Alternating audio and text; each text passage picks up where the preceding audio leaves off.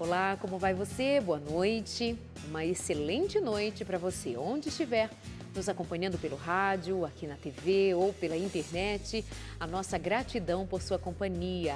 Que seja mais um programa para ajudar a mim e a você a crescermos, a aprendermos, a olharmos buscando mais significado para o discurso, para as próprias palavras, para as atitudes, para o nosso jeito de viver e entender a vida. Que seja mais um Sem Tabus especial para mim e para você.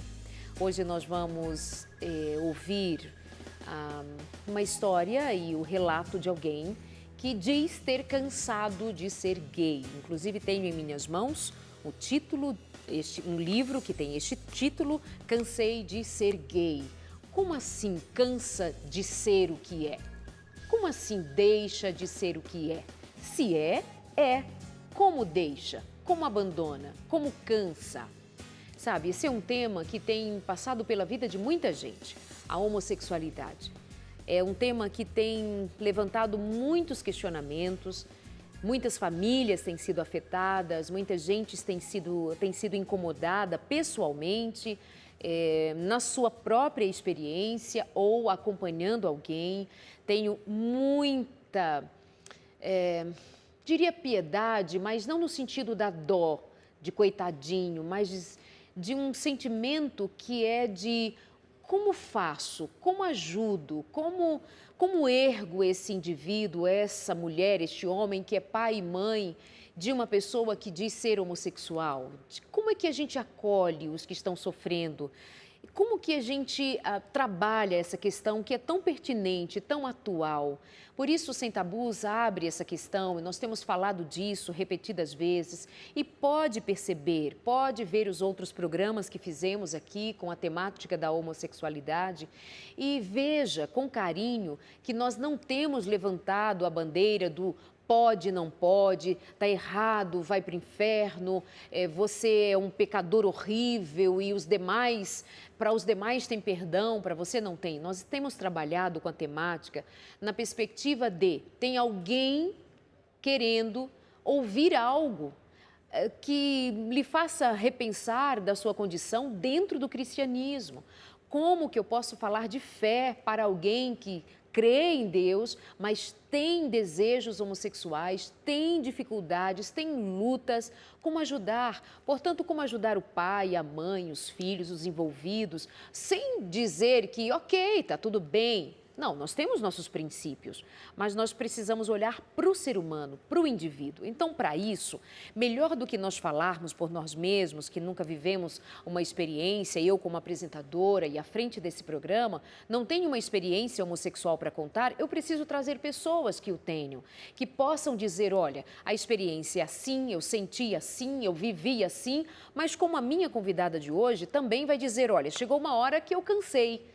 E ela mesma me trouxe essa questão. Darleide, por muito tempo eu ficava pensando, como assim eu cansei de ser aquilo que eu era? Se eu era, não podia ter cansado. Então a gente conversa sobre, escuta sobre e especialmente a partir de alguém que pode falar do que ela viveu, do que ela sentiu. É o caso dela, mas pode ajudar a muita gente. Então esse é o seu Sem Tabus de hoje. Cansei de ser gay, com Juliana Ferron. Bem-vinda e obrigada por vir conversar com a gente. Obrigado você, Darleide, pelo convite. Boa noite ao público, pessoal que está assistindo. Eu sou uma espectadora fiel do seu programa. Obrigada. Gosto muito dos temas que você aborda aqui, sempre com uma base cristã, Então é muito importante. Muito obrigado mais uma vez pelo convite. Juliana, e aí, o que você diz de cansar de ser aquilo que você era, gay? Me fala um pouco de você, se apresenta ao público. Então, essa pergunta, desde que eu lancei o meu livro, há 1 ano e meio atrás, foi lançado pelo pastor Silas Malafaia, e desde então as pessoas, principalmente o movimento ativista, vem me perguntando, como que você cansa de ser aquilo que você é? E essa pergunta, no início, eu não tinha uma resposta, ela me intrigou, porque realmente eu vivi 12 anos na homossexualidade. E os 12 anos que eu vivi, eu tentei acreditar que era possível ser feliz sendo homossexual. Eu fiquei 12 anos numa vida onde uma hora a conta chegou e eu cansei. né? Eu vivi 12 anos buscando uma alegria plena, buscando uma realização enquanto família homossexual, uma realização enquanto orientação sexual, mas eu não conseguia viver essa felicidade plena em nenhuma área da minha vida. Eu não conseguia a plenitude da felicidade, né? Então, chegou uma hora, depois de 12 anos aí envolvida também em movimentos LGBTs, eu promovi eventos na minha cidade para o público LGBT. Chegou uma hora que a conta chegou para mim, não deu mais. Eu desisti, né? Eu desisti de continuar uma vida onde eu não via mais propósito, eu não via mais, não é nenhuma saída, mas uma realização. E aí eu fui buscar a Deus, que até então, para mim, era um Deus distante, era um Deus longe, e eu nem acreditava que esse Deus existia. Eu já tinha procurado respostas para a minha orientação sexual em vários argumentos humanos, né? Principalmente o argumento de que eu havia nascido gay. Esse era o argumento que me segurou por 12 anos na homossexualidade, né? A crença de ter nascido gay. Eu recebi essa sugestão do mundo de ter nascido homossexual e por não ter outra, eu me agarrei nesse argumento e foi esse argumento que me sustentou, né, por 12 anos. Só que era um argumento que, mesmo eu tentando me sustentar, ele para mim era falho. Alguma coisa dentro de mim dizia o contrário. Me fazia me questionar, será que você nasceu realmente assim? Né? Será que Deus, esse Deus que eu nem sabia que existia, ou nem mal acreditava, será que Ele realmente me faria com uma orientação sexual para depois me condenar ou depois me discriminar por um desejo que Ele havia me dado? Então era uma contradição muito grande dentro de mim. Um sentimento de estar alienada com relação a tudo aquilo que eu vivia. Um sentimento de eu vivo algo que eu não conheço. Eu cedo a um desejo que eu não sei de onde veio. Eu cedo a uma vida inteira, eu estou entregue a uma vida inteira, mas eu não sei por que eu vivo isso. Né? Então eu cansei de muitas coisas. Né? O título desse livro, ele fala sobre um cansaço, não um cansaço físico, né? Mas um cansaço de buscas. Né? Eu cansei de buscar no outro a felicidade, cansei de buscar em grupos, cansei de buscar respostas em movimentos, cansei de viver alienada com relação aos meus desejos, a uma vida que eu estava vivendo, vivi até os 30 anos de idade, hoje eu tenho 35, vivi a vida inteira praticamente, dos 17 anos até os 30, numa vida onde eu não sabia por que vivia ela.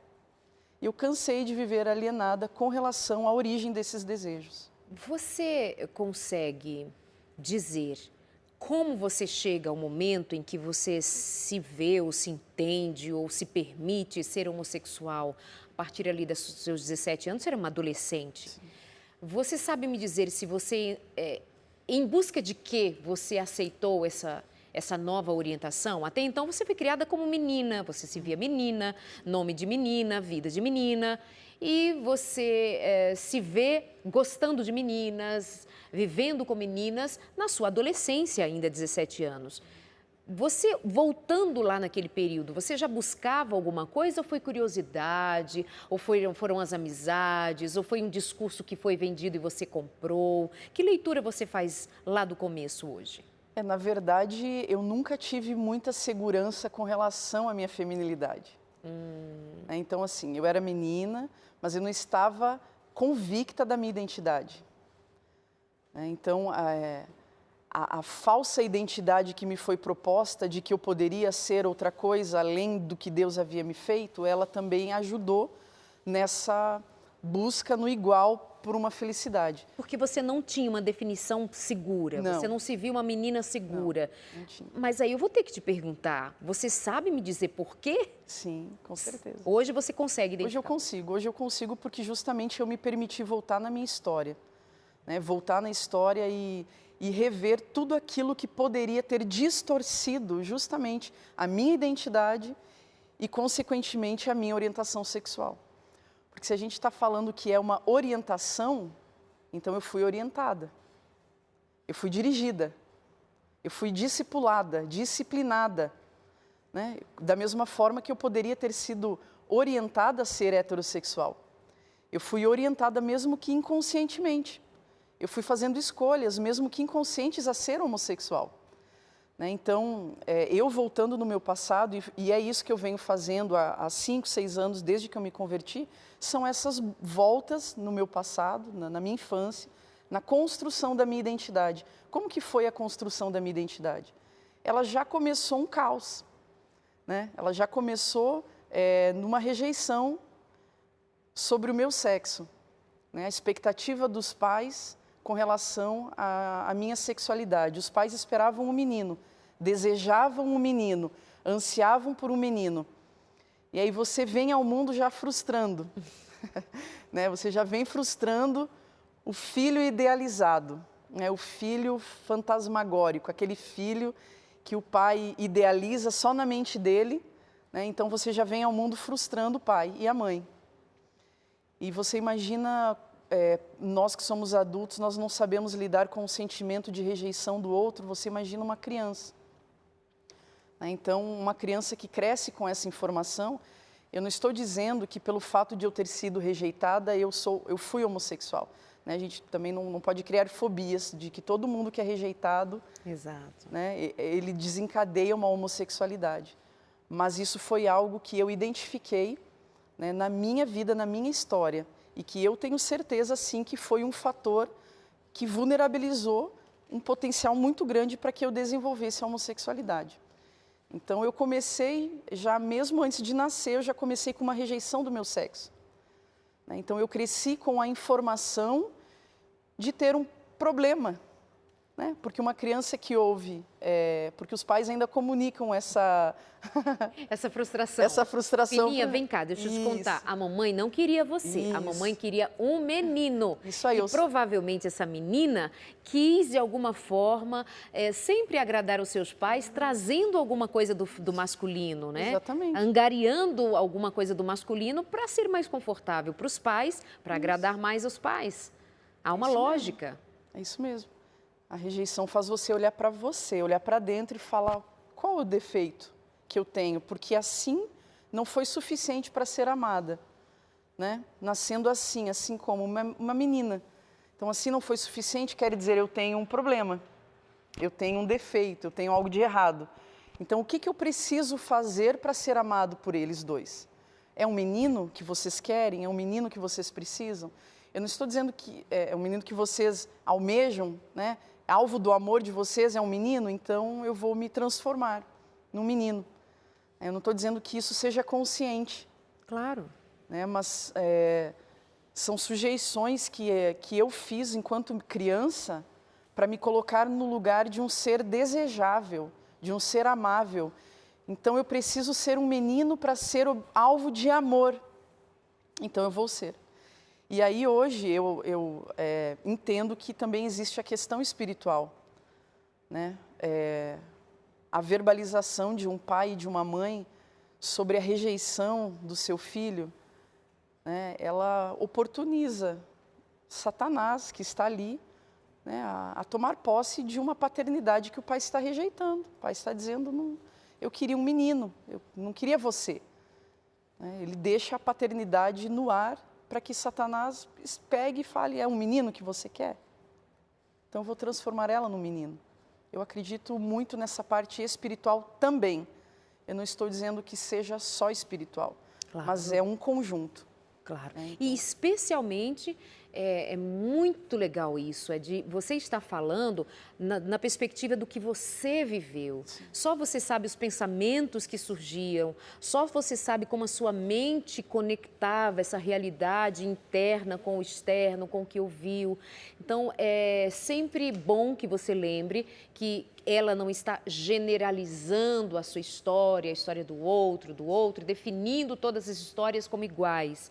Ela está dizendo da história dela, no entendimento, na perspectiva dela. Já trouxe em outros programas, outros que contaram da experiência pessoal e sempre lembramos de enfatizar isso. É o caso dele, dela, deste, daquele. E isso é muito rico para que nós possamos sempre deixar claro que o indivíduo é um universo que precisa ser olhado, observado, respeitado e amado com tudo aquilo que ele traz. Por exemplo, quando nós estamos dizendo que é o caso dela, isso dá total liberdade de ela dizer como ela viveu, como ela sentiu e por que ela cansou. Então, precisava fazer essas perguntas do porquê cansou, mas antes, como você chega, entra nessa vida, por que faz essas escolhas e a gente acaba conhecendo melhor você, Juliana Ferron. Então, e aí começou um processo, né, de busca incontrolável de ser amada, né? Porque a homossexualidade nada mais é do que uma busca em ser amado, né? A diferença é que o alvo é errado, né? Mas a rejeição que eu cresci ouvindo de familiares que eu deveria ter sido um menino e não uma menina, fez com que eu me sentisse não desejável por ninguém, né? Não alvo de amor de ninguém, né? Criou uma barreira de receber amor e de dar amor. E aí com 16, 17 anos eu recebi um amor, né, que na verdade não era um amor, mas era uma atenção, era um carinho de uma amiga. E qualquer amor e qualquer atenção é melhor do que nenhuma, né? E uma pessoa sedenta de amor, sedenta de colo, de afeto, de intimidade, né? Eu cedi àquele momento e aí começou uma vida na homossexualidade, onde eu fiquei 12 anos sem me relacionar com homens, somente com mulheres, né?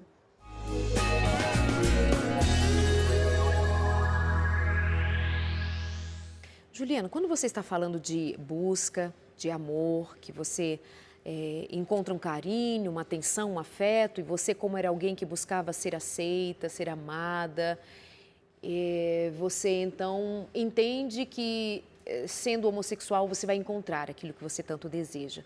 Mas aqui eu penso, você diria que essa busca da homossexualidade, agora sim, de modo geral, você diria que tem a ver com a busca pelo reconhecimento e amor do outro, ou isso era só uma coisa sua? Não, eu acredito que tem a ver, sim. A homossexualidade, ela tem a ver com buscas, não a busca por sexo. A homossexualidade não tem a ver com o sexo, tem a ver com buscas.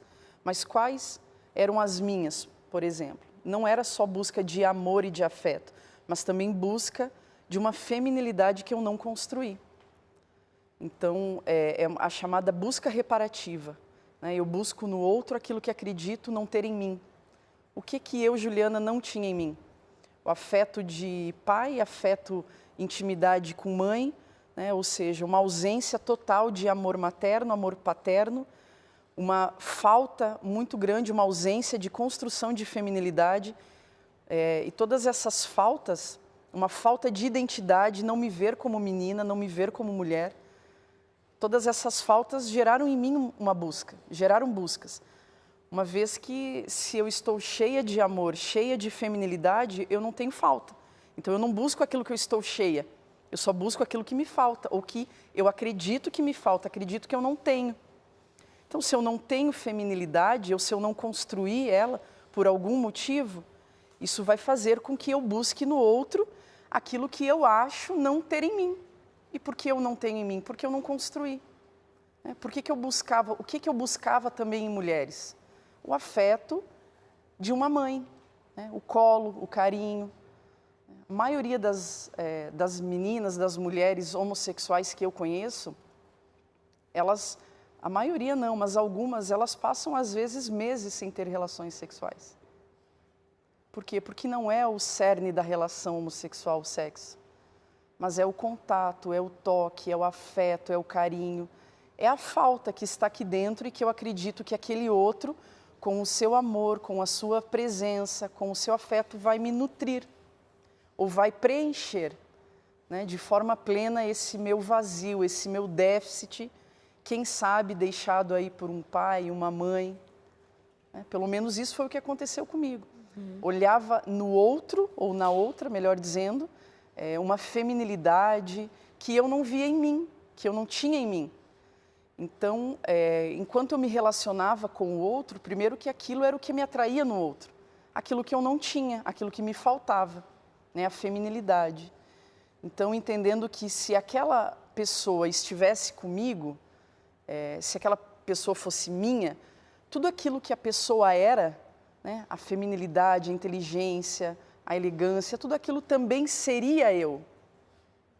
É a chamada busca reparativa. Eu consumo do outro aquilo que eu acho que eu não sou. Mas eu queria para mim. Mas eu queria para mim, exatamente. Eu queria ser aquilo. Eu queria ser feminina. Eu queria ser inteligente. Na verdade, é uma questão de identidade também, né? Totalmente. Totalmente. Você diz, por exemplo, de alguns dos seus relacionamentos, de como você ficava mal, sim, muito destruída, quando você via que a outra pessoa não estava na mesma sintonia que você. Ela estava te curtindo, ela estava te querendo, por um tempo, mas você estava assim, não, ela tem que me amar, eu tenho que amar, eu tenho que... Havia também o tempo todo um certo desencontro, né? Você querendo uma coisa, buscando uma coisa, e a outra pessoa, que também era homossexual, buscava outra. Mais uma vez se comprova que as histórias são diferentes, né? Sim. Mas você fala assim de como você sofria, de novo eu querendo ser amada, ela não está me amando. É isso aí, é uma busca incansável de ser amado, né? Uma busca incansável de que alguém supra as suas necessidades, nutra em você afeto, aprovação, amor, né? E o outro nunca vai conseguir suprir esses vazios, né? Outra coisa, quando eu te vejo, ouço falar, por exemplo, de algumas das raízes que te conduziram, te mantiveram durante 12, 13 anos da tua vida homossexual, e você se reporta, por exemplo, a sua família, seus pais, como é que você lida com isso agora? E se os seus pais te escutam e dizem assim, minha filha está me culpando, tua família, como é que você aprendeu a dizer isso, mas tendo deixado as coisas resolvidas em casa? Então, essa questão da família é interessante, né? Porque a família ela não tem culpa. Né? A culpa, se a família absorve essa culpa, a culpa paralisa a família não consegue ajudar. A culpa é algo que Satanás traz para a família, para que a família adoeça junto com o homossexual e não consiga mais ajudá-lo. A minha mãe, acredito que ela nunca se sentiu culpada, mas ela sempre se sentiu responsável. E a responsabilidade faz com que você seja proativo, com que você entenda que você pode fazer algo para ajudar, mesmo sem saber o quê. E a minha mãe não tinha ferramentas para me ajudar, mas ela usou de um princípio bíblico muito importante, que foi a paciência. A paciência e não o confronto. A paciência em me amar, a paciência em me ver de todas as formas, né? Inclusive com um estereótipo de homem, que foi um período que eu andei por uns 2 anos com um estereótipo totalmente masculino, com cabeça raspada, com os seios escondidos. E a minha mãe nunca me confrontou. A minha mãe nunca fez nada com que pudesse me ferir mais do que eu já estava ferida. Porque ela via um ser totalmente rebelde, totalmente agressivo, né? Criando uma armadura do lado de fora para se proteger do lado de dentro de uma ferida, de uma dor. E mesmo sem ela saber disso, ela sempre teve como base do meu relacionamento com ela o amor. A rejeição que eu digo da parte da minha mãe, ela não foi uma rejeição verbalizada pela minha mãe, foi pelo meu pai. A minha mãe, ela também quis um menino porque o meu pai quis. Mas a minha mãe sempre esteve presente na minha vida e pacientemente esperando e por 10 anos orando pela minha vida, sem me confrontar. Hoje eu tenho um relacionamento totalmente restaurado com a minha mãe, né? Porque o problema, na verdade, da minha casa sempre fui eu. Né? Eu tinha um relacionamento muito ruim com a minha mãe, muito ruim com a minha irmã, mas porque eu tinha um relacionamento ruim com todo mundo. Né? Porque um ser ferido, magoado, cheio de traumas, cheio de dores, cheio de abusos, cheio de déficits, cheio de mágoas, eu criei uma armadura muito grande para me proteger do outro. Como que eu me protegia do outro? sendo agressiva, sendo rebelde. Então era um grito de socorro, era um grito de ajuda. Mas hoje a minha família entende todo esse processo na minha vida. A minha família, eu me dou muito bem com a minha irmã, com a minha mãe, com o meu sobrinho, que é a minha família. Meu pai já faleceu, mas elas escutam isso entendendo que fazem parte do meu processo de restauração. E é assim que tem que ser, né? Restaurar, Exatamente. rever para aprender e crescer como família, como ser humano. Como você conviveu muito tempo e com muitas pessoas homossexualmente, convivendo com elas, ouvindo as histórias delas, há um certo padrão, porque, veja, antes nós dissemos que é a sua história e que cada um é cada um, ponto. Não se fala noutra direção. Cada um precisa ser visto como único. Mas, de alguma forma, existe uma proximidade de alguma coisa chamado padrão de repetição em algumas experiências homossexuais? Sim, existe. Por exemplo? Existem fatores incomuns, né, que são observáveis na vida de homossexuais. E eu posso falar pelo meu histórico, como você mesmo disse. Eu tive 12 anos de relacionamento somente com pessoas homossexuais. Eu não tinha amigos heterossexuais, os meus amigos eram exclusivamente homossexuais. O meio que eu vivia era exclusivamente homossexual.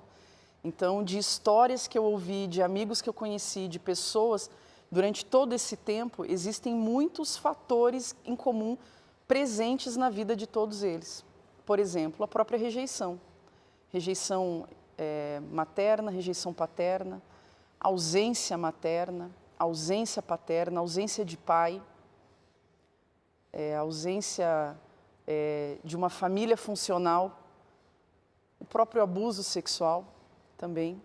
Mas aí a gente volta porque eu falei no começo, né? Não quer dizer que toda criança ou pessoa que foi abusada vai desenvolver a homossexualidade, porque na homossexualidade não existe uma matemática lógica, né? Onde um fator como família disfuncional mais abuso igual a produzir um homossexual. Não, mas existem esses fatores que são muito presentes, por exemplo, em famílias onde a gente tem um contexto de mães superprotetoras, mães que exercem o sacerdócio e um pai que tem e exerce uma personalidade fraca de pai.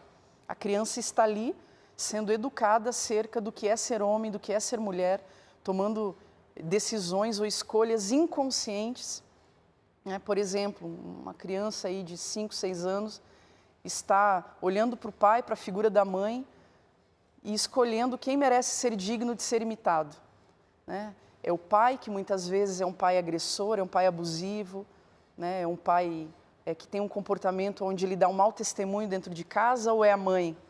A mãe que está sempre lá, que é protetora, que é guerreira, que é cuidadora. Aquela criança, tanto o menino como a menina, eles estão lá fazendo escolhas. E isso eu ouvi muito de amigos. Meu pai era um pai abusivo, era um pai agressor. A minha mãe não, a minha mãe sempre esteve lá, sempre esteve presente, sempre me dando carinho, sempre me dando afeto, inclusive me dando o afeto que faltou do meu pai. A mãe encapsuladora, a mãe que me tomou para ela. Então, quem foi digno de ser imitado ali, de ser o referencial para a minha vida, foi o pai ou foi a mãe? Então, isso eu vejo não só na minha vida, mas na vida de muitos amigos que eu convivi. Hoje, eu lembrando desses momentos de conversa, eu lembro das histórias e dos fatos. No momento em que era relatado, eu não relacionava uma coisa com a outra. Nem na minha própria vida eu relacionava a rejeição, relacionava a falta da feminilidade e os abusos sexuais com a homossexualidade.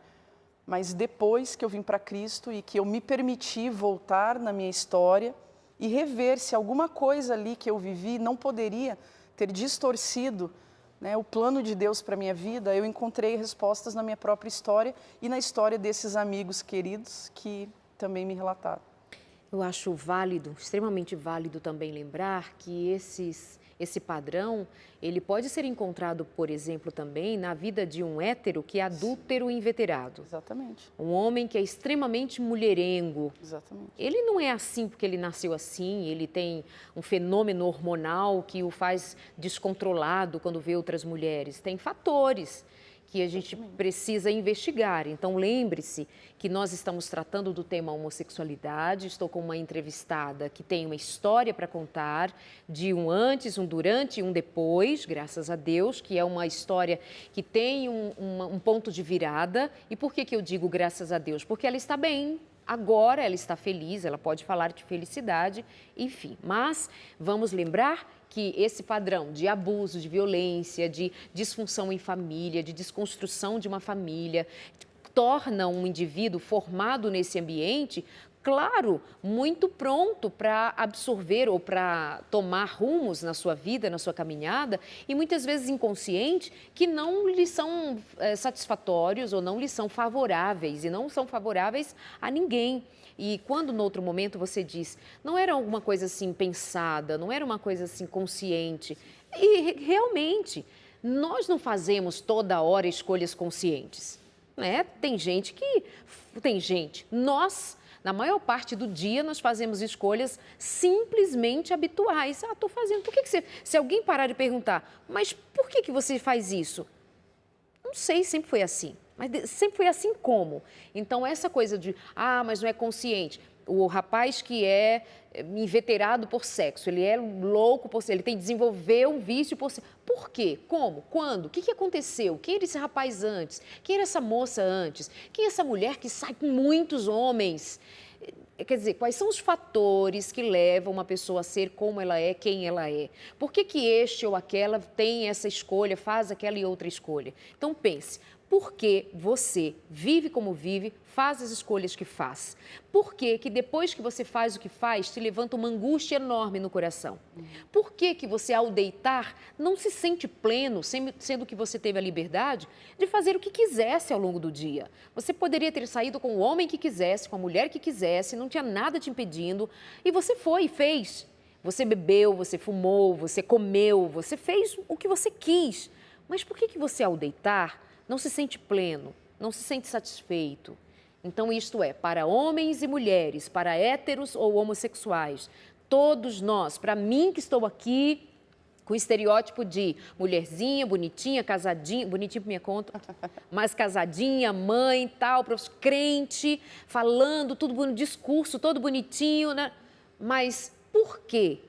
Nós não encaramos que todos nós temos a busca, um sentimento de rejeição, desde que a gente saiu do Éden. É bem isso, assim, desde que saímos do Éden, o Éden não... Como assim eu perdi o Éden? Como assim não estou no Éden? Olha, como? Eu preciso voltar para o Éden. Então, não viva no automático, porque você vive como vive, diz o que diz, pensa o que pensa, é como é. Se quando você deita não tem paz, não está pleno. Acredito que pensando assim a gente pode começar a rever e tomar novas posturas na vida. Nós vamos continuar conversando com Juliana Ferron, que hoje trabalha para ajudar pessoas e uma das ajudas é o seu livro, né? Isso. É uma das maneiras de ajudar pessoas conhecendo melhor. Com certeza. O livro ele traz um pouco tanto as buscas nos relacionamentos, né, quanto um palco de uma família disfuncional, né, que, como você falou, colocou muito bem, a família disfuncional é palco não somente para a homossexualidade. Exato. Mas um dos maiores problemas que eu digo e que a gente tem dentro da igreja hoje não é com a homossexualidade, mas é com a heterossexualidade, nos vícios sexuais, na masturbação, na pornografia, no adultério, né? E outra coisa que você colocou muito bem é quem está disposto a rever a sua própria história, a se perguntar e a se questionar por que eu tenho esse comportamento, por que eu ajo como ajo. Quais são as crenças que estão dentro de mim ou quais foram as escolhas que eu tomei inconscientes e que estão produzindo esse comportamento do lado de fora. Quem está disposto a rever e a olhar para si, para a sua história, a se confrontar, a quem sabe voltar no seu passado e buscar respostas dentro de si, na sua própria vida. Então o livro ele traz um pouco disso E é algo, e aí que você falou também a questão do Éden, né? Algo que nós aprendemos com os nossos pais a não encarar os nossos problemas. Né? O próprio Adão, quando perguntado pelo Senhor, né? O que você fez? Teve a oportunidade de olhar para si, né? E se arrepender, né? Falar, nossa, o que eu fiz? Mas não, o que ele fez? Ele instalou o vitimismo, né? O mimimi.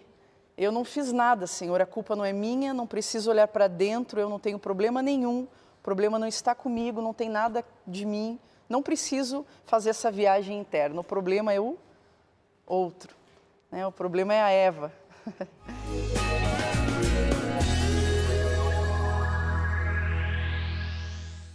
Juliane, em que momento você diz, acabou, não dá mais e quero outra história para mim? Como foi isso? Então, no livro eu conto quando eu tinha 30 anos, no dia do meu aniversário. Eu já estava há 4, 5 anos com depressão e tentando sustentar uma vida que eu acreditava ter nascido assim e era a única resposta para mim. Então, depois de ficar 4, 5 anos lutando para tentar buscar outra resposta, no dia do meu aniversário eu resolvi conversar com um Deus que eu nem sabia, nem acreditava muito que existia. E eu falei para Deus que Ele era o dono das perguntas e das respostas que eu não tinha. E que eu daria uma chance para Ele entrar na minha vida e trazer essas respostas, porque eu não estava mais disposta a viver alienada acerca dos meus desejos. A alienação que eu vivi por 12 anos me causou uma busca muito grande de respostas. E no dia do meu aniversário eu disse, chega, cansei de viver alienada. Eu preciso descobrir ou trazer respostas e confrontar os meus desejos, colocar verdade neles. Mesmo que depois eu saiba por que eu tenho esses desejos, eu vou ter uma escolha. Hoje eu não tenho essa escolha. Hoje eu cedo a um desejo que está dentro de mim. Eu preciso desnudar esse desejo. Eu preciso saber de onde veio para ter uma escolha. Então eu fiz uma proposta para Deus, eu desafiei Deus, falei, Deus, por 2 meses eu vou naquela igrejinha lá, tinha uma igreja a 1 quadra da minha casa. Eu falei para Deus, eu vou me permitir me emburrecer, porque até então para mim os cristãos eram burros, eram alienados, eram ignorantes, né? Porque eu via eles passando na frente da minha casa, sorrindo, em paz, alegres, e eu falava, aonde que esse povo miserável encontra alegria e paz? E foi justamente aquele povo passando ali na frente da minha casa, justamente por viver numa escassez, por viver num contexto de miséria e ter uma paz que eu não compreendia como conseguia viver as duas coisas. Eu falei, tem que ter uma resposta, tem algo diferente nesse povo e esse Deus é o único que eu não sei que resposta tem sobre a minha vida. Então eu vou lá nessa igrejinha, eu vou lá com esse povo que eu digo que é alienado, que eu digo que é emburrecido, vou me fazer de idiota, que era o que eu dizia, eu falava tudo que era palavrão para o povo cristão. Né? Você era assim bem desbocada, dessas assim, bem doidonas? Era de bebia, dedo na... fumava, Isso. balada, loucona. Usava drogas, usava cocaína, vivia em casa de programas. Todos os lugares e todas as formas que eu pude buscar alegria e felicidade, eu fui, por isso que eu cansei. Aonde você perguntar e você falar que existe prazer, existe alegria, existe contentamento, eu fui lá buscar a felicidade. Eu fui lá buscar o amor, eu fui lá buscar a paz, eu fui lá buscar o contentamento. Em todos os lugares, em todas as pessoas, em todas as causas, consumindo todo mundo, consumindo as coisas, as pessoas, os lugares e os prazeres. Por isso, e Jesus foi o último que eu fui buscar. Eu fui buscar por não ter mais aonde buscar. Falei, cansei de buscar em todos os outros lugares. Alguém tem que ter uma resposta que me convença, porque o mundo não me convenceu em 12 anos de ter nascido gay. Então, Deus, eu vou por 2 meses naquela igreja com meu coração aberto, de tudo o que eu acho, de todas as minhas críticas, de todos os meus sofismas, de tudo que eu acredito, eu vou deixar do lado de fora, eu vou fazer um backup e vou me permitir conhecer algo novo.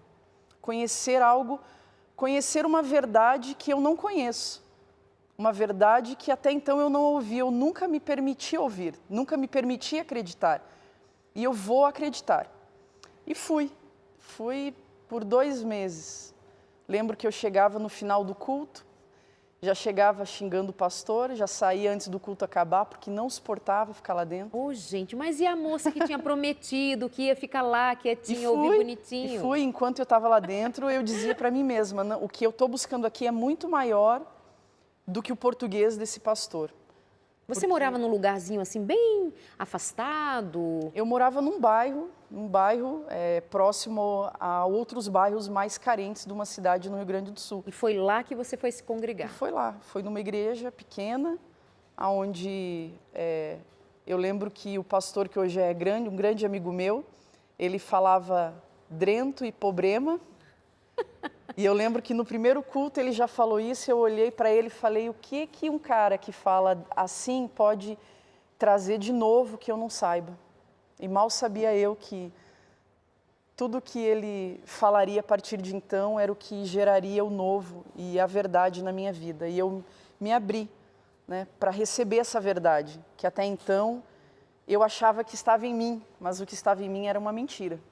Estou só aqui lembrando que entre os discípulos, certamente tinha um que falaria pobrema. Isso, exatamente. Porque nem todos os discípulos de Jesus eram doutores, exatamente. Eram sábios, entendidos no grande conhecimento. E vai ver que tinha gente lá que falava errado também, né?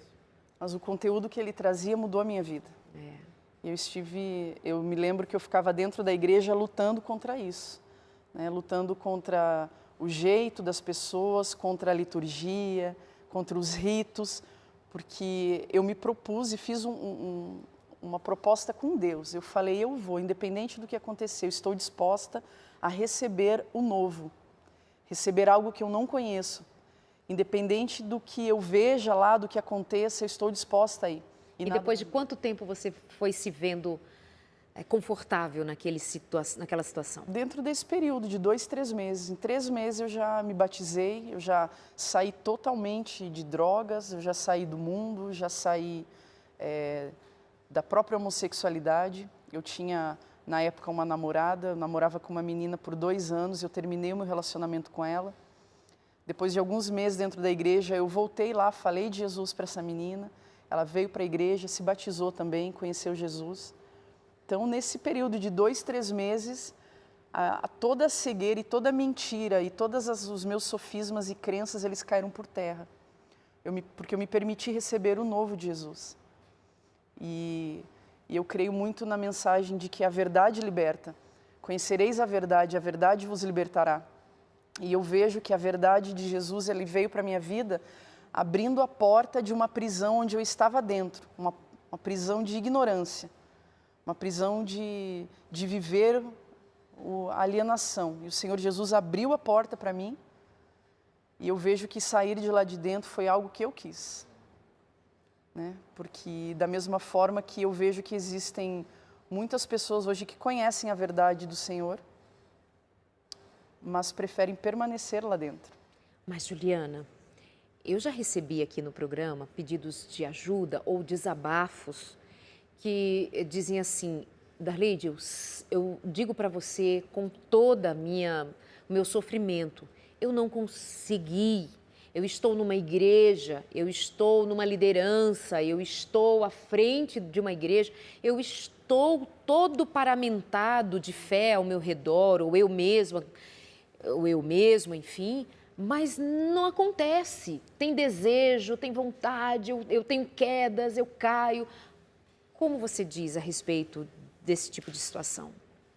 Então, a religião ou a própria igreja, ela não muda o seu desejo, né? E o seu desejo também não muda no momento que você recebe a Cristo. O seu desejo permanece. O que muda é a tirania desses desejos. Você não precisa mais ceder a esse desejo, né? Mas eu vejo que você receber a Cristo faz com que você, no mínimo, vá de encontro a esse desejo para desconstruir algumas mentiras. O Senhor Jesus te proporciona uma verdade.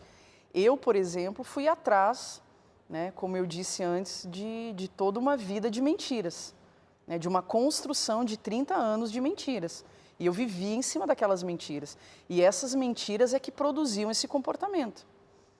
Né? Agora, é algo que a própria igreja instala na vida de um homossexual e não é uma verdade, de que você vai receber Jesus e os seus desejos vão sumir ou vão evaporar. Né? Isso não é verdadeiro. Primeiro, eu acredito que a pessoa que está em casa ou que tem esse conflito, ela precisa se perguntar, né, o porquê que ela não quer mais viver a homossexualidade. Por que ela não quer viver? É porque a família não está de acordo? É porque a sociedade é preconceituosa? É porque o líder, né? É porque os parentes? Não, é por quê? Por que ela não quer viver? Ela precisa de um momento de honestidade com ela. Porque nenhuma dessas respostas vai sustentar ela. Não viver a homossexualidade porque a sociedade é preconceituosa. Isso não sustenta. Você sofria preconceito? Eu, particularmente, não sofria preconceito. Se sofria, eu nunca recebi. Né? Eu nunca me coloquei numa posição de vítima da sociedade, né? Que eu vejo que a sociedade coloca hoje muitas minorias num local de vítima e essas minorias recebem, né, essa e se aproveitam, condição. Às vezes. E se aproveitam. Né? Eu não estou dizendo que não existe preconceito. Claro que existe. Existe preconceito, mas o quanto você usufrui desse preconceito para fazer com que a sociedade mude, né? E não você, porque quando eu me coloco numa posição de vítima, eu entendo que eu não preciso mudar. E eu não preciso mudar, ou eu não posso mudar, ou eu sou impossibilitado de mudar. E aí quem muda? Quem tem que mudar é a sociedade, quem tem que mudar é a lei, quem tem que mudar é a minha mãe, quem tem que mudar é a igreja, quem tem que mudar é o pastor. Eu nunca recebi isso para mim, né? Mas essa pessoa que está em casa e vive nesse conflito, primeiro ela precisa dessa resposta honesta. E eu acredito que a única resposta que sustente uma mudança profunda e verdadeira é de que ela quer uma vida de acordo com o que Deus tem para ela. E não porque a mãe, não porque o pai, não porque a sociedade a oprime. Porque aí ela não está indo de encontro a uma restauração, mas ela está reprimindo um desejo. E reprimir um desejo é continuar com esse desejo obscuro, mais nublado, vivo. Mais vivo. Exatamente. Está ali dentro, latente, distorcendo as suas emoções, os seus relacionamentos, né, a sua vida com Deus também. E não tem luz, né? Não foi trazido à luz. Então, para que haja cura, cura que eu digo é de emoções, né? Não cura no sentido de doença, porque a própria homossexualidade não é uma doença. Mas então eu vejo que, em primeiro lugar, eu tomei uma decisão, também não é um padrão, mas eu acredito que a pessoa precisa ter essa honestidade com ela. Por que eu não quero ser homossexual? Porque é um direito ser homossexual. No Brasil não é crime ser homossexual. Existem crimes de ordem sexuais, como aborto, pedofilia, estupro, mas homossexualidade não é crime. Então a pessoa no Brasil ela tem a total liberdade de viver a homossexualidade. Mas por que ela não quer viver? Né? Algo dentro dela está em conflito? E qual é a decisão? É por pressão da sociedade ou é porque ela tomou uma decisão com Deus de não viver a homossexualidade? Foi o seu caso? Exatamente, foi o meu caso. E aí eu acredito que esse é o princípio, né? Essa decisão seja o princípio para começar uma caminhada de desconstrução, né? De desconstrução de mentiras, de desconstrução de desejos, de desconstrução de uma identidade falsa, né? De desconstruções de crenças falsas. E é um novo processo. Né? Da mesma forma que eu fiquei 30 anos construindo mentiras dentro de mim, eu entendo que agora eu estou num processo de desconstrução dessas mentiras, para uma nova construção de uma identidade em Cristo. Isso é um processo, e aí volta que nem todos estão dispostos, nem todos estão disponíveis, nem todo mundo está a fim de passar por processo. No seu caso, o seu processo foi simples e indolor? Não. De maneira Porque isso nenhuma. É uma coisa que assusta. Não, mas você citou isso, né? Será que acontece? Será que é assim? E essa sua fala é muito pontual para o entendimento que, se é processo, é porque tem caminho a ser seguido, tem uma luta a ser travada, tem um jeito novo que precisa ser modelado agora. Como você também disse antes, se tem uma orientação para cá, há de ter uma orientação para lá, né? E agora é uma nova orientação. Eu quero deixar com você mais um recado, e é um recado do Sem Tabus para o seu coração. Quando o Espírito Santo é ouvido, ele faz recomeços lindos. Aos cansados do erro, de uma vida sem sentido verdadeiro, ele acolhe e refaz a rota. Sem culpas, sem medos, sem acusações.